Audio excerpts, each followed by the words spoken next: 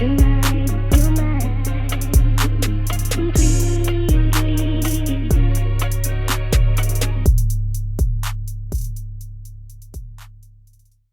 back to Good Morning Let's Basketball. Make sure to like our videos if you are enjoying our content and subscribe. We are on the road to 100 subscribers, and make sure to follow all our socials to watch our reels that we've been creating, and you'll be in tune and when we upload. These are my co-hosts, Kevin and Daniel. Kevin, can you kick us off with our first topic? Sure. So our first topic today, what we're going to be doing first is a little bit of a draft. Now, what we're going to be drafting based off, we're going to imagine that the NBA is adding an expansion team this season. And each of us are going to draft just the starting five, and we're going to see who can possibly get the best possible team. So I created a list. I took three decent players from each team, because I wasn't going to use kind of bent the rules a little bit, because I didn't want someone to end up with a shit team or one of us to get shit teams. So I took three decent players from each team, and we're going to start that way. And all of these players on the list, none of them are ranked in the top 20 in their position. I don't know really how accurate that list, though, because they had Devin Booker at first shooting guard. Anyways, we're going to see how it goes. So we got the order set up already. Daniel's going to pick first. Victor's going to pick second, and then I'm going to pick third. So, Daniel, you're on the clock. And no, wait, before we go, Kevin's going to get back-to-back picks. It's going to be a snake draft. And then once we draft someone from one team, like the NBA expansion rules, we can't draft again from that team. Like, say if we pick someone off the Hawks, we can't draft another player off the Hawks. So go ahead, Daniel, with your first pick. All right. The first pick in the NBA expansion draft, I'm going to select KCP from Denver at small forward. I'm going to go with a guy that we haven't seen play yet in the NBA. It's going to be his rookie year this year. He averaged 14 points per game in the college, 9.9 rebounds, and 3.7 blocks. And I'm going to pick Chet Holmgren. Ooh, big Chet. That's a solid pick. I had a feeling you were going to go for him. Or I had a feeling someone was going to pick him in their first round. All right, so now it's my turn. Damn, good question. This might take me a minute, but I don't care. This list sucks. he said the list sucks. He made it. Did make it. All right. I was just going into this kind of blind, though. I wasn't thinking about it. All right, I got my guy. So with my first pick for my team, I'm picking a point guard. He can give any of the two previous players buckets any time of the day. I'm going Cam Thomas at point guard. Damn, I was looking at him. It's a good pick. You didn't look at him enough. I was waiting in later rounds. I thought he was gonna get picked later. All right. Oh, shit, it's back to me. God. All right. Might go big here. Or do I get a shooter? Hey, man. All right. With my second pick for my team, I need someone at the two that's not going to miss. So let me get Kevin Huerter from the Sacramento Kings. Fire. Oh, yeah. All right, so for my second pick, I'm gonna have to look at this really quick. I'm gonna have to go with Kevin Porter Jr. from the Rockets. This is my point guard. I think he's gonna be pretty solid. It's a good pickup. With my second pick, I'm having a tough time here picking a player. You're gonna have to go back to back, just so you know. What'd you say? You're gonna have to go back to back. Oh, perfect then. All right, hold on. I'm going to go for a shooter. I'm going to go Seth Curry at the two. I ain't mad at that. You got one more. Oh, yeah. Sorry. For my other pick, or my third pick, I'm going to go Colin Sexton at the point guard position. Not see that pick. It's a good, solid pick. I'm going to have to go with my third pick. I need a shooter. I'm going to go Buddy Hield, best 3-point percentage in the league. Buddy Hield. I was going to go with him, but I liked Huerter a little bit more for my squad because what I'm building around it. All right, so I got my point guard. I got my shooting guard. Thinking big man. I need a big man in the middle. I need a big dude that's going to go in there and rebound, defend. Let me get Mitchell Robinson at my center. Yeah. Then for my fourth pick for my squad, ooh man, I'm gonna stick with the little defense thing I got going on. So at small forward, I'm gonna go Matisse Thybulle, one of the best on-ball defenders in the league. He's a great defender and can shoot the three. Is it back to me? Yeah, All right, for my small forward pick, I'm gonna go with Shaden Sharp off the Trailblazers. he'll be good. Got to secure center. So I'm going to go. I don't know how to say his name, but the center from the Clippers, Ivica Zubats, I think. And then not really much to say on that end. You know, played with him in 2K recently, and he just absolutely dogs on Jokic or whoever, whatever center I put him up against, even AD. So that dude must just be a bucket that no one notices except for Ronnie 2K. So yeah, that's my one pick for center. And then for a power forward, I'm thinking we need some experience, a veteran in the locker room. You know what I'm saying? So I'm gonna go PJ Tucker. So for my last and final pick, I'm going to have to go with, I think, adding with all the young guys I got on my team, and it's going to be the Twin Towers down low. I'm going to have to add Bull at the power forward. So him and Chet gonna be the Twin Towers down low. Mm, he was on my list of players I wanted to pick. So, but you can keep him. To be honest. All right. So that means it's my turn. And with my last pick for my team, I don't have a four yet. Kind of want someone that kind of fits with the mold of the rest of the team, be able to play defense, be able to score a little, and able to shoot the three. So I'm gonna go Patrick Williams from the Bulls. I think we should make these teams in 2K, and we should play each other. Yes. Comment down below if you would like us to do that, and we can make that happen, and we'll see who wins in a tournament of us all three doing it. I like my team a lot. Do you guys want to go through and say your teams? All right, so I got Colin Sexton at the 1, Seth Curry at the 2, KCP at the 3, PJ Tucker at the 4, and Zubats at the 5. I think that's a quality ass team to at least begin a season for a expansion team. I think that they'd be in pretty good shape in my opinion. Pretty solid. So for my team at the 1, I got Kevin Porter Jr. At the 2, I got Buddy Hield. At the 3, I got Shaden Sharp. At the 4, Bull, and at the 5, Chet Holmgren. Pretty young squad. All right. So with my team, the brand new Las Vegas La Hoopers, because that's where the team's going, and LeBron's gonna own it. That's what I think. We can forget about Seattle. But at the 1 for my point guard, I got Cam Thomas. Had to get someone in there that's able to get a bucket. At the 2, I needed a great shooter, so I went ahead and grabbed Kevin Herter. He's got that experience as well. At the 3, I needed some defense and three-point shooting as well, so I got Matisse Thybulle. At the 4, same exact thing. That's how I would like to coach and run a team, so I got Patrick Williams. Then at the 5, I needed a big man down low to get some rebounds, so I got Mitchell Robinson.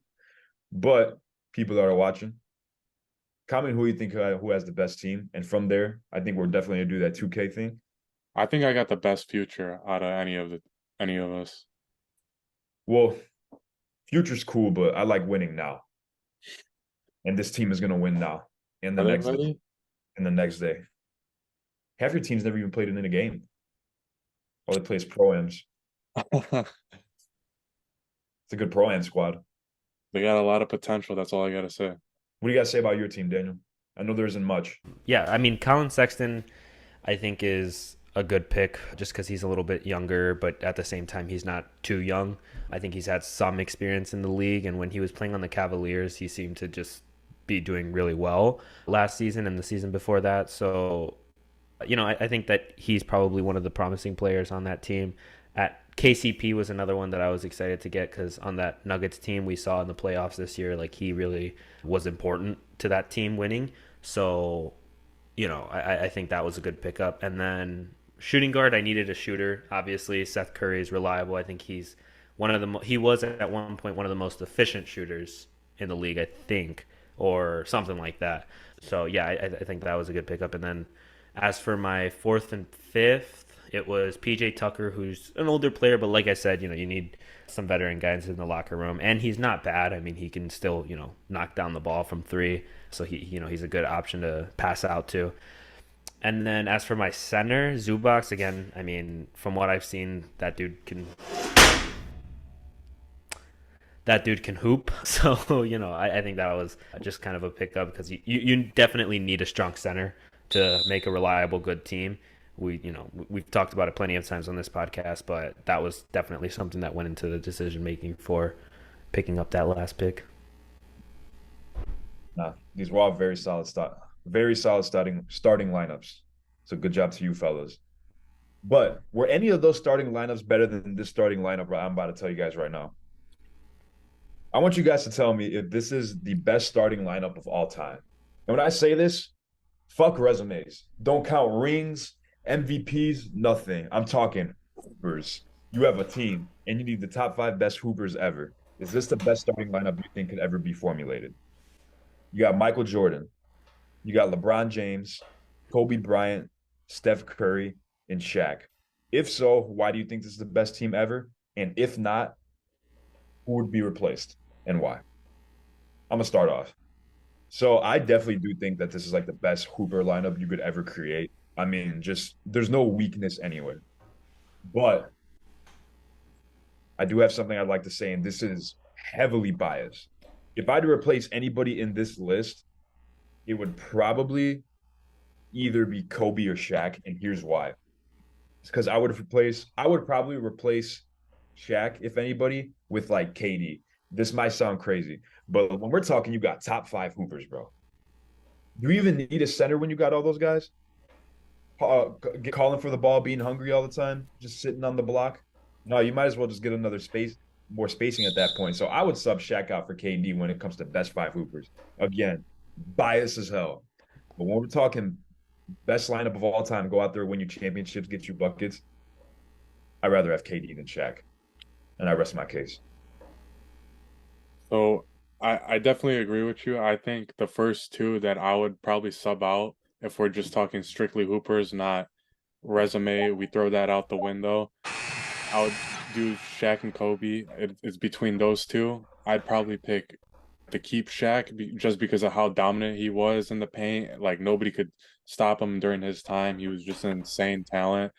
I think you could definitely use him on the rebounding end in case one of those guys miss a shot or something. But so I would probably go with KD, like you said. He's one of the best scorers that we've ever seen in the NBA. He's he's gonna probably be in the top 10 all-time scoring list. Probably gonna crack that. I think he's sitting 13th right now, and he's just an all-time great scorer. So that's for me. That's my top five with replacing Kobe with KD. Yeah, I mean, you guys pretty much hit on all the points that I was gonna say. I mean, you definitely don't need three guards with Kobe, Curry, and Jordan at the same time. I think it would make the most sense to take out Kobe and put KD in there at small forward. However, I do think that there's a case to be made that you could also sub out the center position, like Kevin said. Kobe and I think in that ranking you have the best point guard, the best shooting guard, the best maybe small forward, power forward in LeBron James. Those are like you don't want to take those out. And then the center position and the what would it be? I guess the small forward or power forward position. I think those have a lot of different options, like Duncan Robinson, for example, or anybody else but Shaq. But yeah, I think there would probably be some other good options to put in that list. Where's Robinson, bro? What'd you say, Kevin? Did you say Duncan Robinson? Yeah, I was about to say that, dude. You could have said What the anybody else. fuck? I meant In the top 5 ever? Man, at the four. man, I think your internet's cutting out, bro. You might have to take a Hold walk on. for the rest of today's shoot. Wait, I'm not thinking of Duncan Robinson. Are you Who am thinking? I thinking You're of? Thinking probably David thinking of Tim Robinson. Duncan. I think he's thinking of Tim Duncan. David Robinson. That's who he's thinking. Makes sense, no? Oh yeah, yeah, David Robinson. He fucking said Duncan Duncan Robinson. Robinson. God damn it. That's Oh, that's the dude that looks like Jimmy Neutron, isn't it? yeah. Yeah, that is who I meant. I meant David Robinson, But which still, I is wouldn't. I wouldn't. yeah, I guess I actually wouldn't put him in the top four either.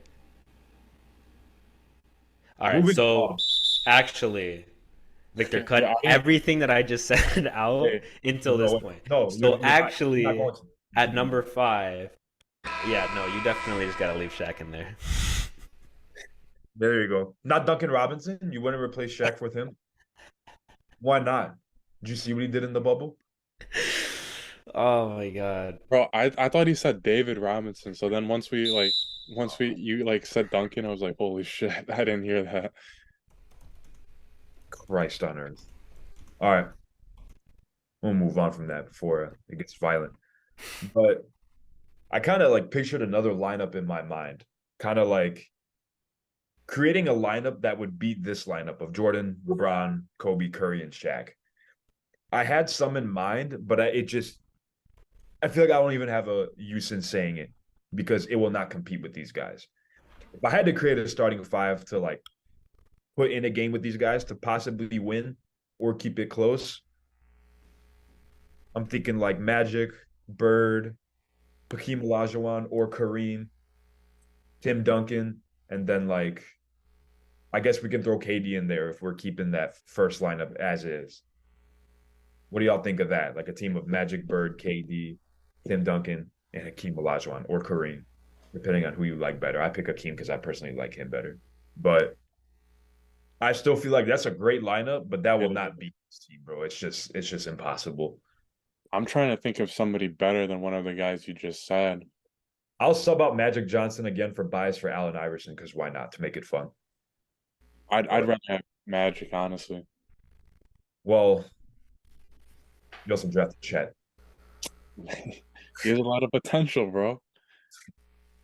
True. All right, you see what I'm saying though. Like Yeah. even like with this, I guess Yeah, anti no, lineup, it's just impossible. This team's too freaking good.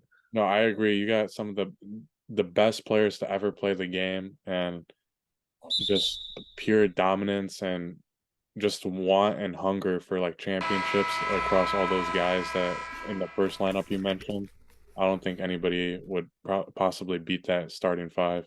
No, yeah. So ESPN they definitely got it right with this one. They're wrong about a lot of shit, but this lineup that they put out, I can get behind it. So speaking of the starting lineups with two Lakers legends, Kobe and Shaq, Kyle Kuzma recently stated that he believes the 2020 championship run of the Lakers were just a tier above the championship run of the Bucks, the Warriors, and the Nuggets the past 3 years. And personally, I don't know if I agree with him. I think I'm gonna put some stats in just so you guys before you guys go, I'm gonna give you guys some stats on that I researched. And so the Lakers in their 2020 playoff run, they were 16-5 in the playoffs. They had a defensive rating of 108.7 per game, which was sixth best in the playoffs, and an offensive rating of 115.6 per game, which was the second best in playoffs.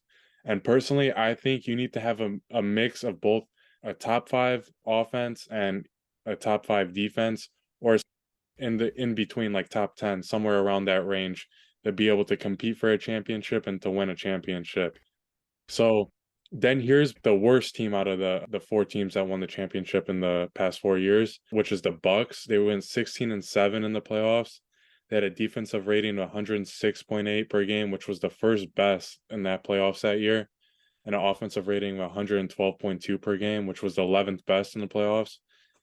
And then the Warriors, their championship run, they went 16-6 in the playoffs. They had a defensive rating of 109.6, which was the sixth best in the playoffs that year, and the offensive rating of 114.5 per game, which was fourth best in the playoffs this year. And my personal favorite, and I think the best team that was out of these four teams was the Nuggets. They went 16-4 in the playoffs. They had a defensive rating of 110.2 per game, which was the fourth best in the playoffs this year, and an offensive rating of 118.2 per game, which was the first best offense in the playoffs this year.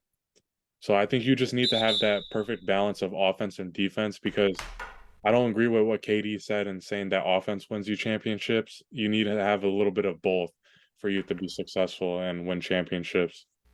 Now, what Kyle Kuzma was talking about, did he say the Lakers had the best team in the last 3 or 4 years, or that the Lakers had the best championship run? I think he was just saying like team wise, and they just were a step above of all these teams. Like they were just better, and they'd probably outbeat them if they had that same roster. Yeah, he definitely meant that they were a better team overall than like than the last 3 years champions, which is false. But I'll get to my point. Because I originally thought when I read it was that they had the best run. I disagree with both those statements that the Lakers had the best run and team. I definitely don't think they had the best run, and I definitely don't think that they had the best team. I mean, just looking at this Denver Nuggets team, what it did to the Lakers and everyone else this year was just like absurd. It didn't look like the Nuggets really struggled at all this year in the playoffs. I mean, the Nuggets beat KD, they beat LeBron, they beat playoff Jimmy. Like they beat a lot of great players and some pretty friggin' solid teams this year in the playoffs, as well as the Bucks a couple years ago. I know you said they probably had like the least impressive team, but like their run and road to the finals was insane. They beat the Nets in game 7.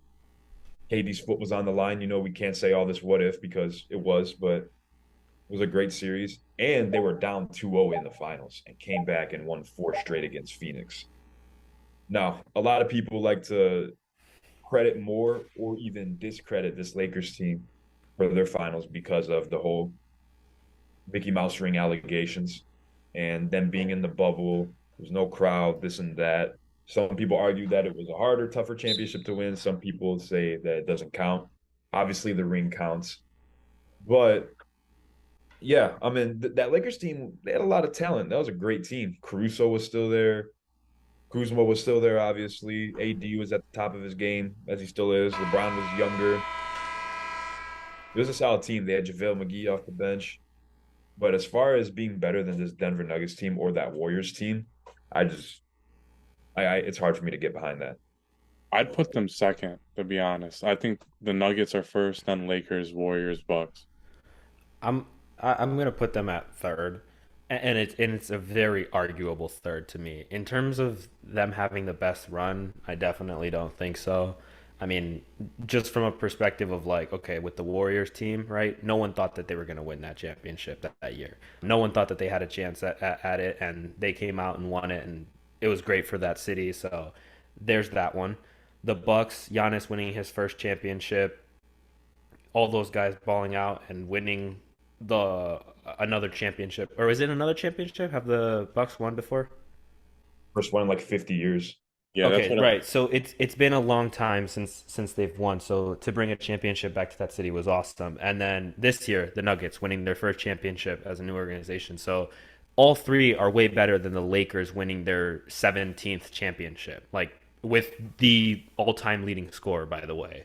You know what I mean? And AD.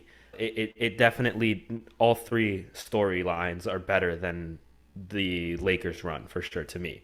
And then you also have were they a better team? Personally, no. I don't think that they're better than this Denver team. This Denver team literally this year steamrolled everyone, made the finals. I mean, I didn't think it was boring because it was Heat versus Nuggets. I thought it was boring because the Heat didn't have a chance against the Nuggets, and we all knew that going into the championship game or championship games. So yeah, I mean, the Nuggets were just a tier above even the last, 3 years of teams.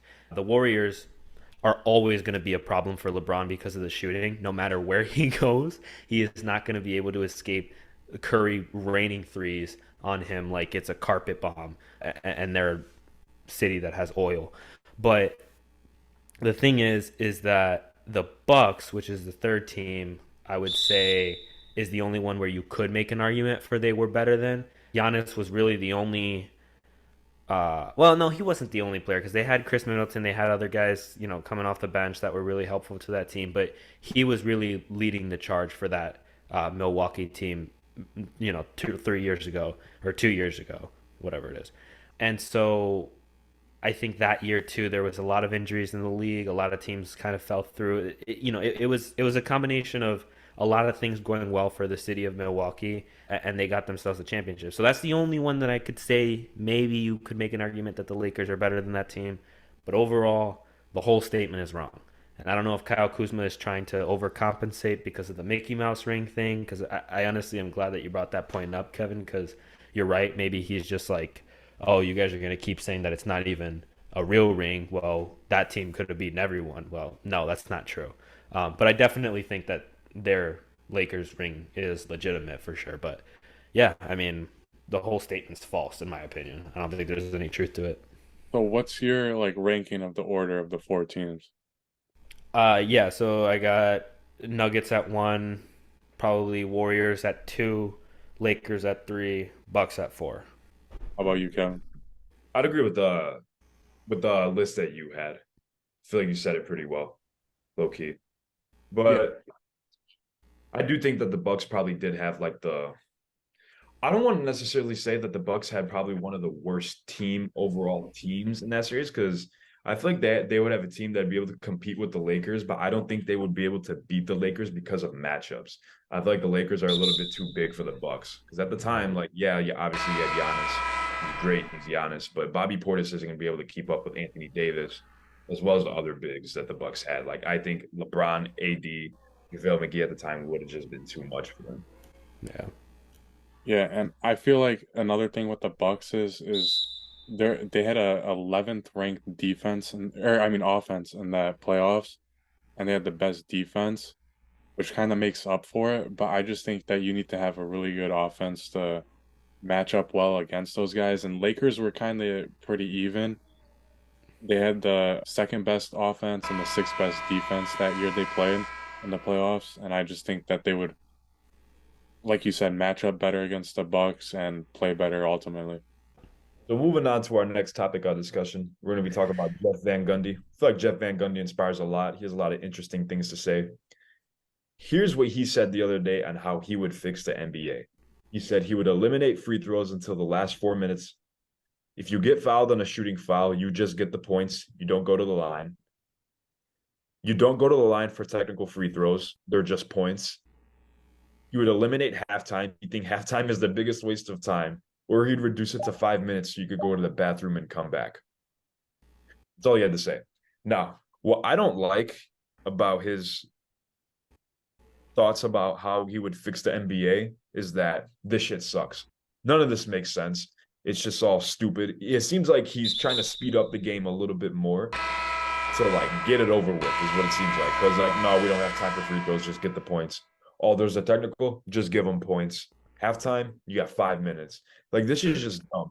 Like this eliminates all sorts of like competition. Okay, free throws until the last 4 minutes. Like yeah, they're still going to be shooting free throws, but what about the whole entire game? Like I feel like free throw shooting is a very like vital and important thing of the game, and a lot of players get their points at the free throw line.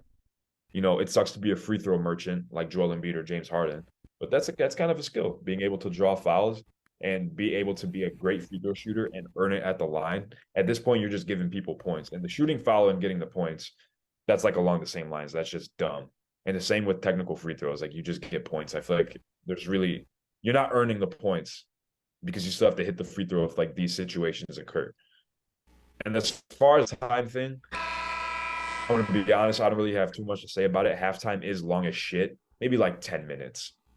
Like how they do it in like high school would be tough. But five's a little short. I don't know. I kind of agree. The only thing I agree with is the halftime. I think that it should be shortened to like 5 minutes, like he said. It is kind of really long. And I feel like the main reason that they do the halftime that long is just for commercial breaks and for the sponsors of the NBA. The Jabberwockies, like a little halftime performance. Like Yeah. in 2K, how every time it goes to half, You're you see having the Jabberwockies posted up on at half court. Shit. you're having the most heartbreaking half. You go into you just ended the second quarter and you just got like a buzzer beater scored on you to go into the half, and then you just see one of the Jabberwockies like this in the middle of the screen. Oh man, that really gets me, man. That's a waste of time. Yeah. But like Um, 10 minutes so the players can rest a little bit and get back to hooping. That's what I think. Dude, honestly, so like speaking of what Daniel just said, why does even 2K even have like a halftime show? Like why does anybody give a fuck? Oh, watch a 2K halftime show. The There's same, definitely the same reason they put David Aldridge in the fucking game. It's honestly a good point. I get increased more to Shaq's animation on the screen, still messing with Chuck, and that it just I don't know. The whole thing pisses me off. But there's someone out there that just like geeks out every time like 2K drops a new cutscene for the halftime show. No, the worst one is when you go into the second half, 8-0 run, you're losing. Your best player's ice cold. Then it cuts to the TNT halftime show, and you see Ernie Johnson's big ass melon in the fucking reflection of your TV. Oh, dude, I could throw my controller at the TV. I swear. Back to the topic. I don't agree with any of it, right? So I think that first of all, I want to say that as someone that watches, I think a lot of like different stuff.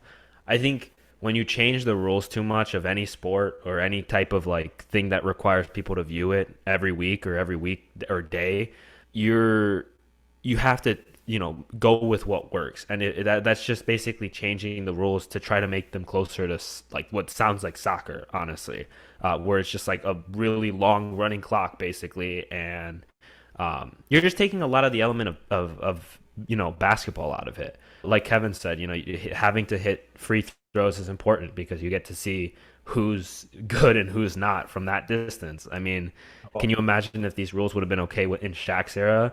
Like, dude would have just gone to the hole every time. He'd be the most dominant basketball player in the history of mankind. But yeah, I mean, I don't agree with any of it, honestly, especially the halftime thing. I know you guys said that you like that it, or that you would like the halftime to go down, but personally, I think that what separates the first and the second half so much in the NBA is how different teams come out sometimes. And that can be from a variety of things. Maybe that extra 15 or 5 or 10 minutes, is really helpful to them in terms of their recovery, or maybe a pep talk, or maybe just getting the necessary hydration and, massage or whatever they need. The Warriors are known, I say it all the time, they're known as the third quarter Warriors because when they come out after half, they come out firing. And if you were to shorten that time, I think it would just maybe, obviously this is all speculation, but it could lead to more injuries. It could just, I don't think it would be good for the game. I think they should really leave it the way that it is. And if there's any changes that need to be made for it, I think that those should be, fan suggested in a way, or player suggested, things that would help the game get better. Yeah, kind of like the two new rules that they implemented for next season. As I'm sure you guys know already, we've talked about it in previous episodes. Technical penalties are now up to the referee decided that they will get a technical foul for it. Or flopping. I just completely butchered the whole thing. If players flop, they're now eligible to get a technical foul, which I think is an awesome rule. I feel like this should have been implemented a while ago. I'm glad that college, they kind of got influenced a lot by college basketball to do it. So I'm really glad that they did do that. And now coaches can get awarded a second challenge if they guess the first one correct, which like those two rules right there are like perfect. They're not going to change the game too much. In fact, I feel like they're going to help the game and take a lot of bullshit out. So now doing like this, implementing those rules by Steph Van Gundy, that's just adding BS. For sure. It's almost Yeah. like the North Korean rules. The hell are the North Korean rules? A dunk is worth like 8 points. Yeah, it's just like a bunch of like weird rules. Another one was if you hit a buzzer beater, it's 10 points. Imagine you're down or you're up 9 and someone hits a buzzer beater 3 and you lost the game because they get 10 points. The game is never out of reach. Back. It's kind of It's because fire. it's because none of them can hit a three. So it's like the new 2K. Like whenever you like, it's so hard to hit a three that whenever they do it, they get a whole montage. You get fucking Yeah, they have the whole friggin' get Doris Burke side talking in your view. ear. The game's so hard you get a mixtape when you score. Compilation, Gross. huh? I said it's for real like that. Like I never thought of it that way. Like every time you score a bucket, like they give you 5 replays of how you scored it. Yeah. Yeah, it's because it's so hard in the game to make a three. I've told You you get that that before. you get that live 3D courtside view when LeBron hits a three. That's the worst. And then he turns around and hits you with the three fingers down. Thank you for watching another episode of Good Morning Let's Basketball. Appreciate all the love and support we've been getting recently. Keep liking those Instagram reels, TikTok, watching us on YouTube and Spotify. Follow us on all social medias at Good Morning Let's Basketball, as well as our personals. And we'll see y'all next week.